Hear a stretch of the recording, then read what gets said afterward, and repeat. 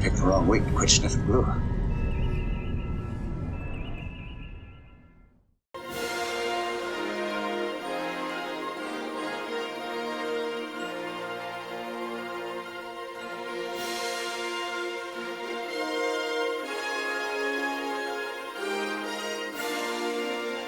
Well, looky there, looky there. Kids, it's week 8, hard to believe, on the Enterprise D build. And I just wanted to put it all together for you so you can see the size, scope, shape, and overall volume of this job. It takes up the entire work surface. And it's getting difficult to work on only because there are only a few places where you can do the work you need to do. So what I'm going to concentrate on this week, I think, it's Tuesday, by the way. I did not do any work on this yesterday because I was driving back from Pennsylvania. And luckily I had a chiropractor appointment this morning because I needed it by the time this weekend was over. But I wanted to piece everything together to give you a bit of a preview also for me, just to lift my spirits a bit so that I could see, the light at the end of the tunnel, see what I'm working towards. Lots of work to be done, and when you put it all together, you can really tell. Of course, the main thing that you'll notice is that there are no impulse engines yet, so that all has to be sorted. There's no secondary color on the saucer. That has to be sorted. There is no... Well, the lighting is there, but none of the lighting has been attached to anything. So that all needs to be sorted. If I can, what I'd like to get done this week would be to get the star drive section nailed down, glued, screwed, tattooed, and wired and lit. And that have nothing but the saucer left to go. Ooh, boy, that's a lofty goal, but I'm hoping I can make it. But we can start to see, like I say, start to see some of the contours of this guy and how much work there really is left to do. I've pulled the hood off of the top of the saucer off, so you can kind of see what some of the innards are looking like at this point. This is our main trunk wiring. This is the trunk that's coming up from the control panel. And now that I've got everything in place, I could see right about where I could cut it. If I cut the whole cable here and then start making my plugs so that I can join up any wiring that has to be separated once the saucer comes off, that'll still give me plenty of wire. And like I said, if I cut that there, that'll also give me the wire that I have to chase back down to go to things that happen in the bottom of the ship. Again, this is tough to do with one hand, so let me set this down. Let me put the camera on the stand there so you can see what's going on. Now, there is a screw here that I won't be relying on because I won't be able to get to it once the saucer is attached. But basically what's going to happen is that this is going to slide off of this post.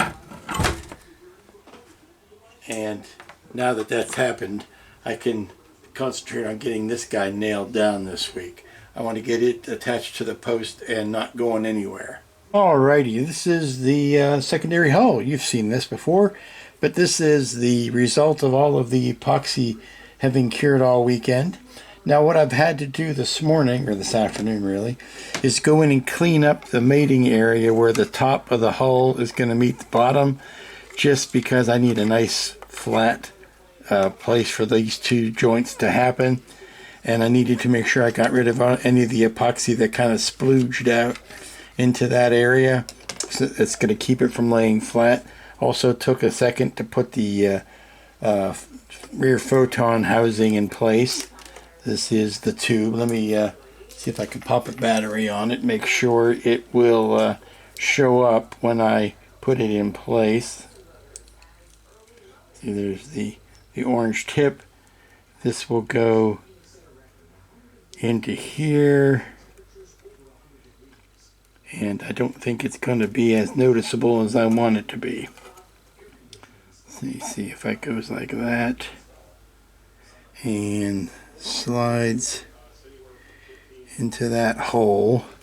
Yeah, I think I'm going to need to sand that tip so that it shows up better. I tried putting some black tulip in there to light block it because I was afraid it was going to show too much to start with. Yeah, because if you look in there, you'll see it, but that's not nearly bright enough. So I think what I'm going to have to do... Oh, well, that's not great. A bulb came off of the end of it here. Well, it would give me an excuse to put a better bulb on that, or a better piece of fiber optic. So this is the bulb, the fiber optic, and if I put a shorter one on there, yeah, see, we're not getting a lot of light bleed, so I'm not worried about that. But I want to put a shorter fiber optic on it so that it sits right about there. And I think we've got enough clearance.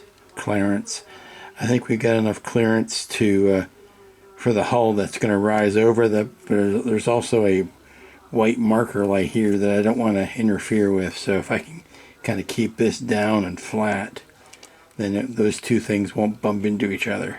Alrighty, so I've got the secondary hull now with the nacelles and everything, and that is well and firmly bolted to the base. We've got the wire cut to length. I've got this area cleaned out.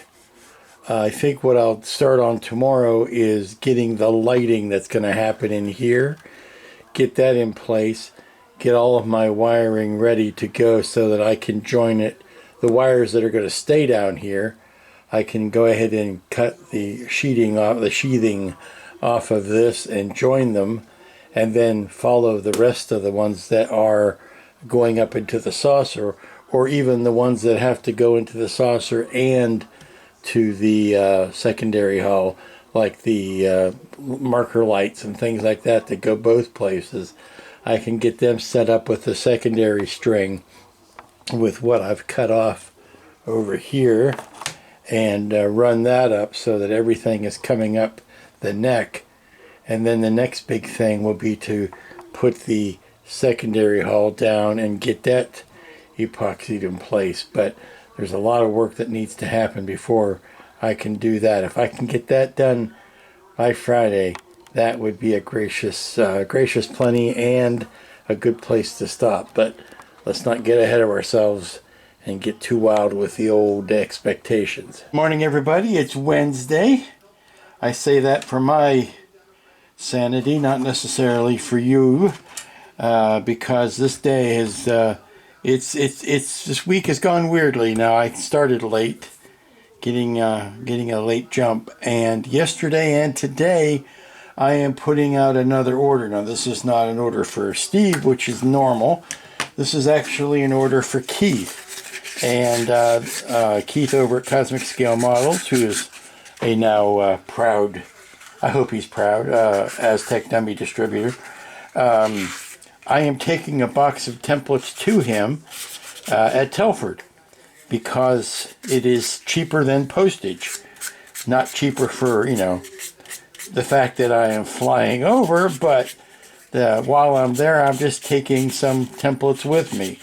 So he gets a box of templates without having to pay postage and all of that. And I get, what do I get? I get paid for an order of templates. That's what I get. So it works out for everybody. So I am cutting that in the background while this is going on. And speaking of cutting, I have cut the casing off of the wiring that I also cut the extra length off of the wiring that I don't need.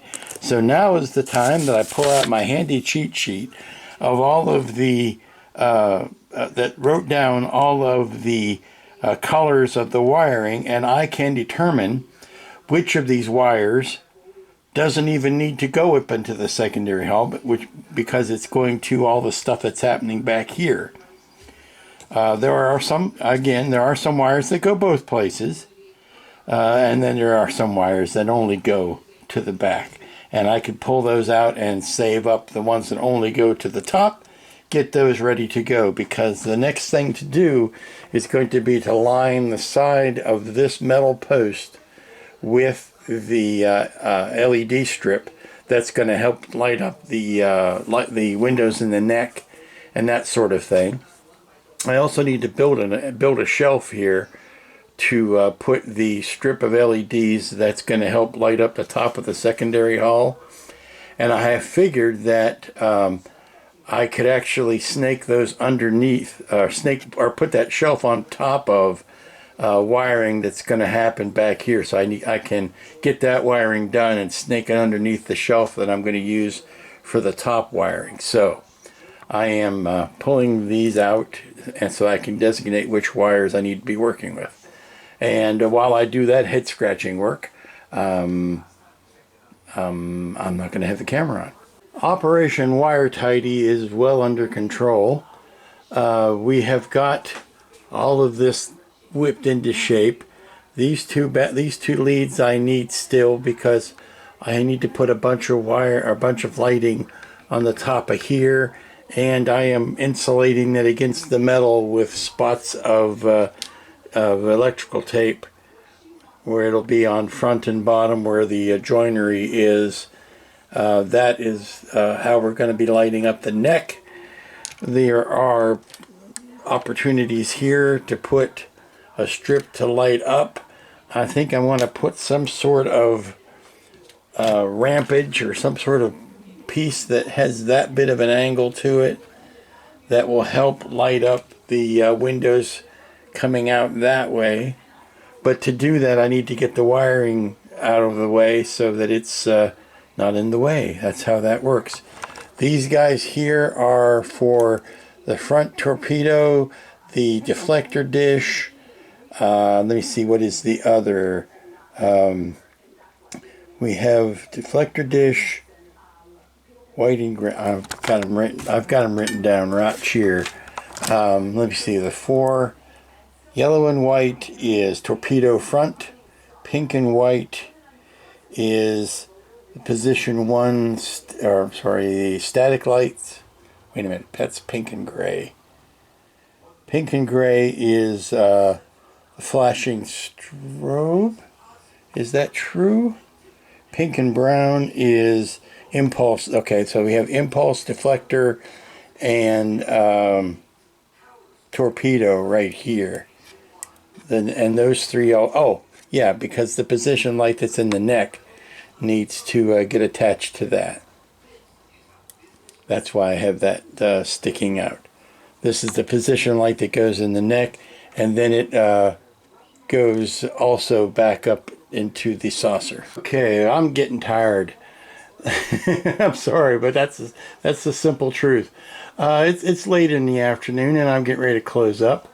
I have gotten the well, let me see if I can plug this back in, because I am doing some of this stuff under power,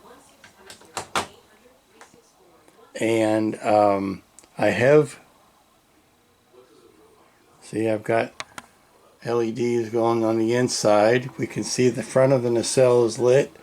You can see the nacelle sides are lit. Now the blue is a lot weaker than I was hoping it was going to be. I think I talked about that earlier. Even at full warp, it's still not very bright. We've got the marker lights blinking. We've got the tail lights lit. That's all we've got. Oh, I've got the rear torpedo. Let's see if I can get a watch that spot back there. Sorry, I'm trying to find the button for it. Stern torpedo. There you go.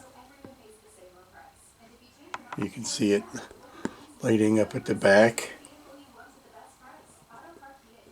So we got that going. When I hit the warp, it does get brighter.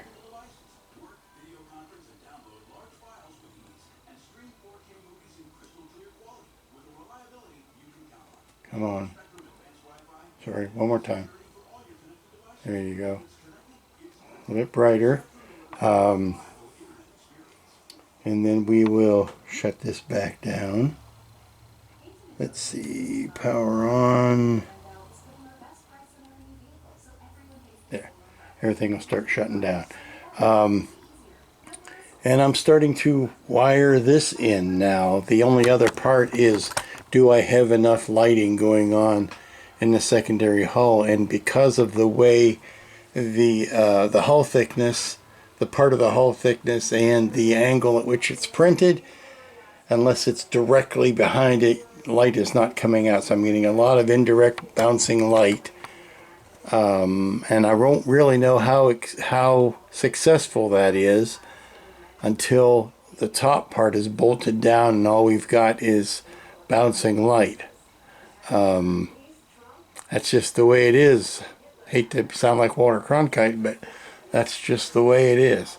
Oh, good morning, kids. Actually, good afternoon. It's been one of those weeks. It's Thursday afternoon, the gateway to the weekend.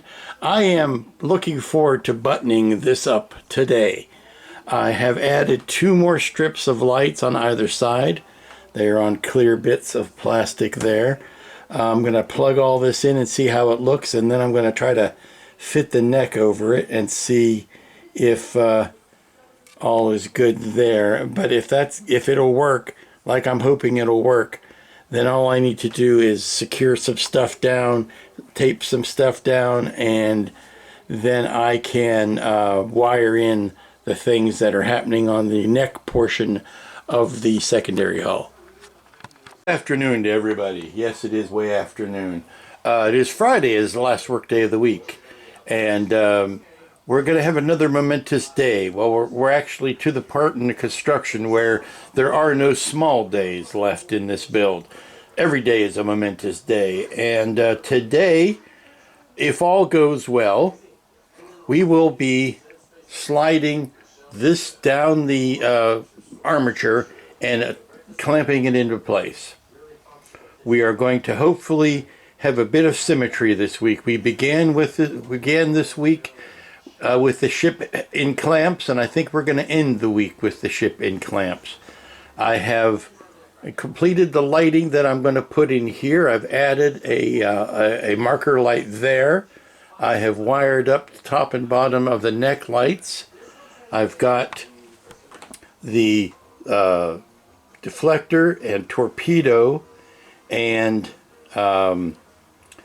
that's it. Yeah, torpedo, marker, and this is, yeah, we've got all of our lights ready.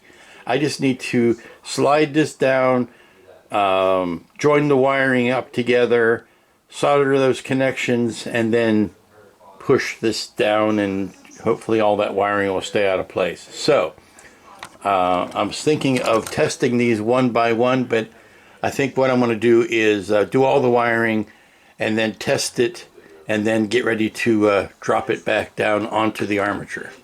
Okay, we're sitting here in the dark because I want to show you the light up, themed light up stage of the secondary hull / star drive. Now, I want to do this one last time before I take it into the living room and start clamping the hull down. So you're going to see a big light leak here because this has not been glued down, and I haven't put any JB weld over that joint, which I'm going to have to do.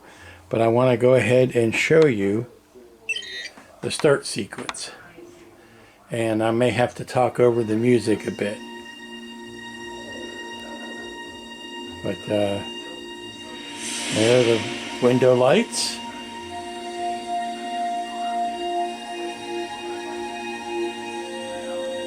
The marker lights, the red and green, have come on. The strobes back here have come on. Bassards have come on. The final frontier. The deflector is not on yet. These are the voyages of the Starship Deflector is coming on. Its continuing mission to explore strange The impulse new has not worlds, come on yet. to seek out There's new the life, impulse. new civilizations, to boldly And now we're waiting for the warp engines. engines. There we go.